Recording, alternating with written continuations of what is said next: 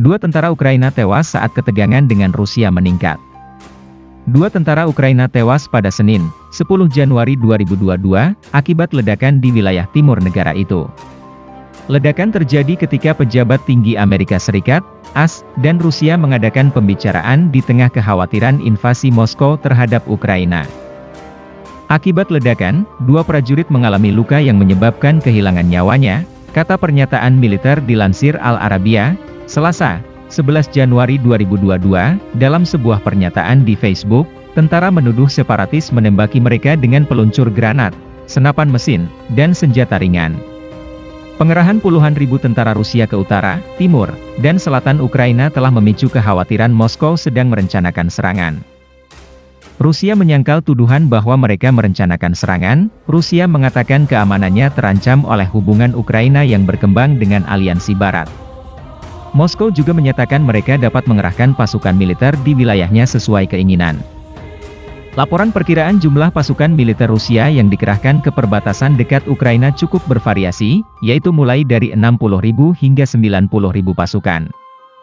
Dokumen intelijen Amerika Serikat, AS, menunjukkan jumlah pasukan militer Rusia di perbatasan Ukraina dapat ditingkatkan hingga 175.000.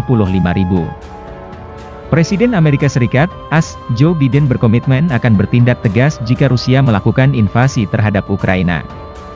Hal ini disampaikan Biden ketika melakukan panggilan telepon dengan Presiden Ukraina Volodymyr Zelensky pada 2 Januari lalu. Presiden Biden menjelaskan Amerika Serikat dan sekutu serta mitranya akan merespons dengan tegas jika Rusia menginvasi Ukraina. Lebih lanjut, ujar juru bicara Gedung Putih Jen Psaki. Psaki menambahkan, Biden menggarisbawahi komitmennya pada prinsip dia tidak akan menegosiasikan kebijakan yang berdampak pada Eropa tanpa masukan sekutunya.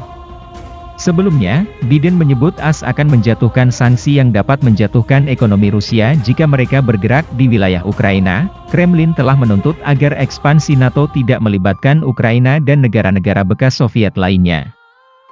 Rusia juga menuntut aliansi militer menghapus persenjataan ofensif dari negara-negara di kawasan itu. Gedung Putih telah menolak tuntutan Rusia terhadap NATO.